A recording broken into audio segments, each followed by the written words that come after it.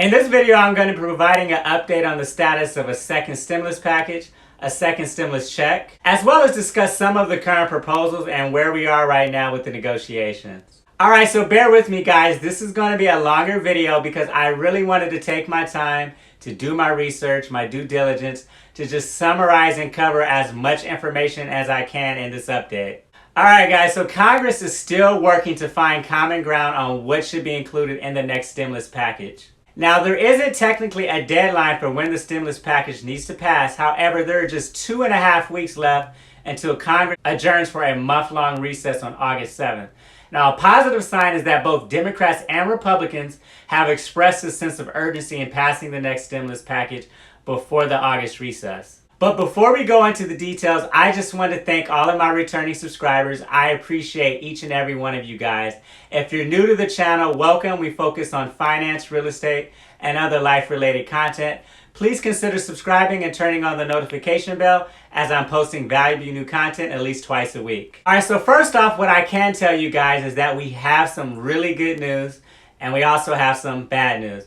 Now, the good news is that the Senate Republicans, including the leader, Mitch McConnell, are finally on board for a second stimulus check, which would mean a direct payment to Americans. So that is awesome news. I was very happy to hear that this week. However, the bad news is that Republicans themselves cannot agree on other aspects of the stimulus package, including who would potentially get a second stimulus check, what those income requirements would be, extension of the unemployment benefits, should aid be provided to states and local cities, and also the possibility of a payroll tax cut. Now, Senator Mitch McConnell, who's the leader of the Senate, states this week, and I quote, "We want to build on what we worked on in the CARES Act.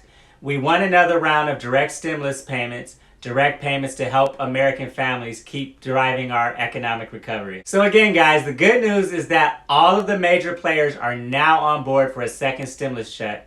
The issue right now is that we have no idea how much the check is going to be for. Also don't yet know exactly who is going to get this next check. Now, there have been talks that they may just take the same pool of people who got checks last time and scale back the income. So instead of a low of $75,000 per person, they are looking to cut that to $40,000 per person. And then we're guessing instead of a high of $99,000, maybe the high would be $65,000 to $70,000.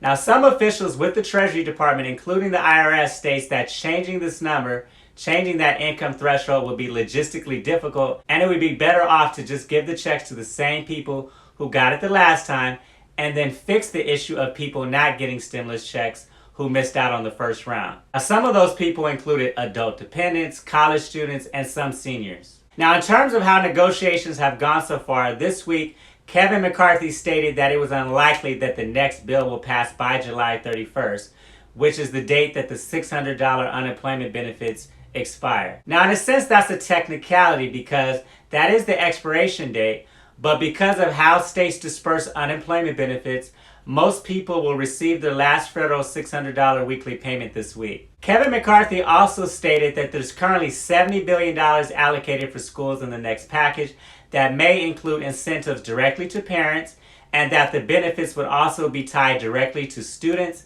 and not necessarily the school. So we've heard previously that maybe only schools that would reopen will get funding. So now there's a proposal by some Republicans discussing to tie benefits directly to students. So that way students and parents who are struggling because schools aren't reopening might be able to get additional stimulus support. Now again, guys, this is just a possible proposal and nothing's been finalized. So at the moment, we absolutely have no idea what this is specifically going to look like. But if I had to guess, and again, this is just my opinion, I would say that there's a chance students may receive some sort of money or credit for things like laptops, school supply, so that they can do distance learning if schools aren't able to reopen this fall. Now, if this proposal went through, I think that is a great idea and we should support our students and families any way we can during this difficult time. Alright guys, so on unemployment benefits, the latest from Republicans and the White House is that the unemployment boost is not going to be extended by $600 or even the majority of that as some had previously thought. So there were ideas floating around that maybe they would extend it to like 60 to 70% of the $600 amount, but it looks like Republicans feel that amount is still too much, which is so disappointing, guys, because there's so many people out there that need that extra money just to get by. Now, it is possible that Democrats could negotiate a higher amount, maybe closer to $300 to $400 per week boost. But as of right now, the way it stands, Republicans are looking somewhere between $125 to $200 a week as a federal boost, which is so low. I mean, $200, that's a 66% reduction in benefits for what most people are receiving. That's a huge cut. Now, as you guys know, I'm also a real estate investor with several investment properties here in California. And I do have some tenants that have been furloughed and negatively impacted by the virus situation. Now, to be honest, I have been fortunate so far that all of my tenants have been continuing to pay the rent because they've been able to do so thanks to that $600 weekly federal unemployment benefit. Even though they've told me things have been tight, they've still been able to pay the rent. So I am really concerned right now that if they slash those benefits by 66%, people are gonna have to make some tough choices between paying the rent, buying groceries, paying their electric or gas bill. I mean, things are gonna get crazy out here real fast. Now, there has been some discussion around scaling the boost to what your income was before the pandemic. But to be honest, that is just way too complicated. Instead, officials are just trying to figure out a number like $175 or $200. If this proposal to reduce benefits goes through, I think it's going to end up screwing a ton of people. I mean, realistically, we're not expecting any stimulus bill or package to pass until August. So anyone out there that's on unemployment, you should expect to possibly go at least a few weeks before the federal unemployment benefit boost. And we're not even sure if that's going to apply to those who are self-employed. So in my opinion, this reduction of unemployment benefits can lead to an eviction crisis, as the protections that were established for renters in the CARES Act are set to expire at the end of this month. And many renters will not have the income to pay rent next month and support their families. So in addition to working out the federal unemployment benefits, Congress needs to act quickly, guys, to make sure that there are protections for renters and landlords during this crisis. Now, uniting on a second stimulus check may have been easy for the Republicans, but discussions over the inclusion of a payroll tax cut has been much more debated.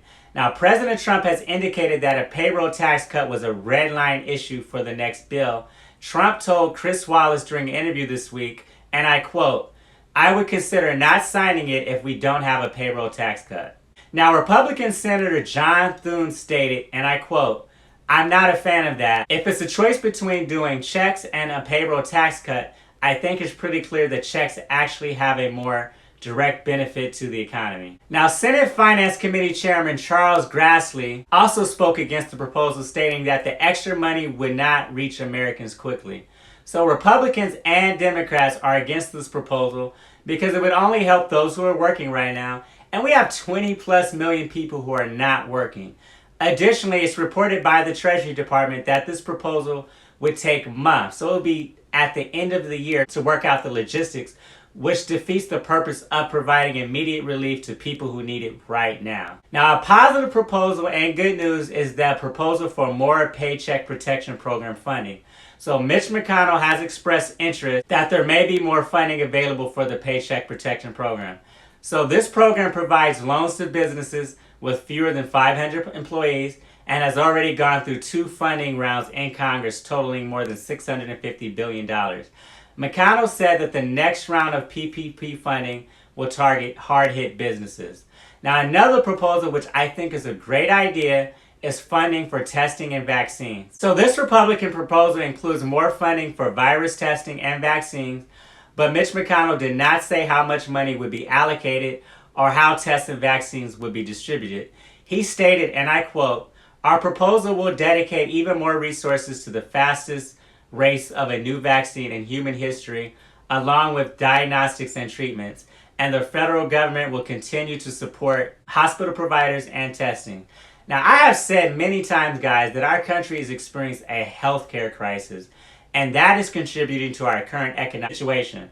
If you think about it, guys, we had record low unemployment and a booming economy before the virus took hold. So this is a healthcare crisis. Now, another proposal that Mitch McConnell has been assisting in the next stimulus bill is liability protection for businesses. Republicans want to provide protection to businesses and other entities from lawsuits tied to virus infection. Now, this includes businesses, schools, hospitals, churches, nonprofit, universities, and government agencies. Entities would only be liable if they engaged in gross negligence. Now, Mitch McConnell stated, and I quote, "The next stimulus must have liability protection past the United States Senate." By the way, guys, if you've been wondering why I've been saying the virus and not calling it by its full name, that's because YouTube is very strict on some of the words that I can use in the video. If I use certain words, they could demonetize the video. So I have to be careful on the way I use certain phrases or words, especially when I'm making content on this topic. Once again, the Republicans will come together and get a final proposal, hopefully by the end of this week or sometime next week. We know that Democrats will make a counteroffer. You can pretty much guarantee that the House Democrats will negotiate on this probably between August 1st and August 7th. Now, my gut tells me, guys, that in terms of how all this will play out in the media is that Republicans are going to claim a victory. They're going to say that they posted a proposal before July 31st. Republicans are the ones who made extending benefits possible and that the Democrats are stalling the process. However, in reality, I really do think that both sides are just trying to have a real negotiation. But this is my expectation because negotiations are going terribly right now and there's been much disorganization. Again, my guess is that we shouldn't expect anything unified from Republicans until sometime next week and then Democrats a week afterwards. So it really is a race against the clock to get something done before that August 7th recess deadline. Alright guys, so I know I covered a lot in this video, but I really hope you found value in the content. If you did, please be sure to hit that like button. It helps me out a ton with the YouTube algorithm. Also, share this video on all of your social media platforms and consider subscribing to the channel if you haven't done so already. I'm posting valuable new content at least twice a week. Thank you for watching and until next time.